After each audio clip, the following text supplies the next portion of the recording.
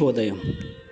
Global బెతేనియా Calvary ministry తరపున ఈ ఉదయకాల సమయంలో మరొకసారి మీ అందరితో కూడా కలుసుకుని దేవుని యొక్క పరిశుద్ధమైన మాటలు ధ్యానించడానికి దేవుడు నాకు ఇచ్చిన మధురమైన అవకాశాన్ని బట్టి దేవునికి ప్రత్యేకమైన వందనాలు తెలియచేస్తున్నాను. ఈరోజు కూడా పరిశుద్ధమైన వేద గ్రంథంలో నుండి మరొక చక్కటి మాటను చదువుకుందాం. కీర్తనల గ్రంథము 57వ అధ్యాయము 4వ వచనాన్ని నేను చదువుతున్నాను. దయచేసి గమనించండి. కీర్తనల గ్రంథము 57వ అధ్యాయము 4వ వచనము.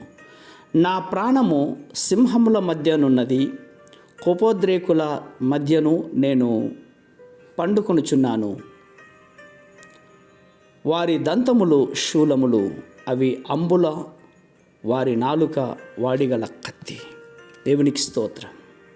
ప్రియమైనటువంటి వాళ్ళారా, దావీదు మహారాజు సౌలు వద్ద నుండి పారిపోయినప్పుడు ఒక గుహలో దాక్కొని ఉన్నప్పుడు రచించినటువంటి కీర్తన అనే నిన్నటి దినంలో కూడా మీకు చెప్పాను.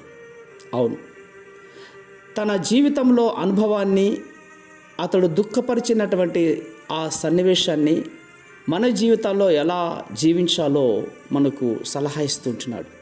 అవును, ప్రతిరోజు ప్రార్థనతో మీ దినమును ప్రారంభించి ముగించాలి. మీ ఆలోచనలన్నిటినీ కూడా దేవునికి అప్పగించాలి. మీరు ఆయన యందు నమ్మకం ఉంచినప్పుడు ఆయన మిమ్మల్ని, మీ జీవితాన్ని మారుస్తాడు. అప్పుడు మీ పరిసరాలను మీరు నూతన దృక్పథంతో చూస్తారు. ప్రియులారా, విశ్వాసముతో మీరు ఆయన సన్నిధికి ప్రవేశించినట్లయితే గనక దేవుడే మీ సమస్యలను చూసుకుంటాడు. మీ పక్షంగా ఆయన సమస్త కార్యములు నిర్వహించి నడిపిస్తాడు.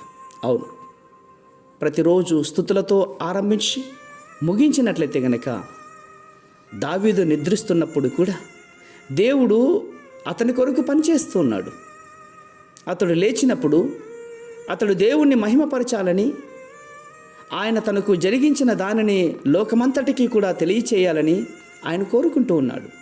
అవును, ప్రార్థనలకు దేవుడు బదులిస్తాడు.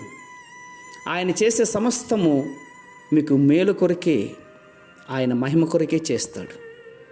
విపత్తులు గప్తిస్తాయి, పరిస్థితులు మారిపోతాయి. కాబట్టి వాటి ద్వారా దేవుడు మిమ్మను మహిమపరిచి మీ జీవితాన్ని ఆశీర్వదిస్తాడన్న విషయంలో ఎటువంటి సందేహం లేదు. ప్రియులారా, ప్రార్థనతో ప్రతిరోజు కూడా ఆరంభించండి. ప్రార్థనతోనే ప్రతిరోజును ముగించండి. మీ జీవితంలో చేదైనా, అసూయైనా, అశాంతైనా, గొప్ప ఔషధమైనా కూడా దేవుడే మన పక్షాన నిలబడతాడు. ఎటువంటి స్థితుల్లో కూడా మీ జీవితాన్ని మార్చగలిగిన శక్తి దేవుడు మీకు అనుగ్రహిస్తాడు. ఈ శుక్రవారం దినంలో నిజముగా దేవుని యొక్క సన్నిధికి రండి. అది ఉపవాసంతో రండి. జయ జీవితంతో ముందుకు సాగండి. ప్రేమానమ్మకమైనటువంటి మా ప్రియ పరలోకపు తండ్రి, నిజమేనాయన, ఈ మాటలు వింటున్న బిడ్డలందరూ కూడా వారి వారి జీవితాలలో నూతన విజయాలను పొందుకోవడానికి మీరు సహాయం చేస్తారని శ్వాసంగా నమ్మచ్చు. చిన్న ప్రార్థనను మా రక్షకులను యేసయ్య బట్టి అడిగి వేడుకొని పొందుతున్నాం మా తండ్రి. ఆమేన్, ఆమేన్, ఆమేన్.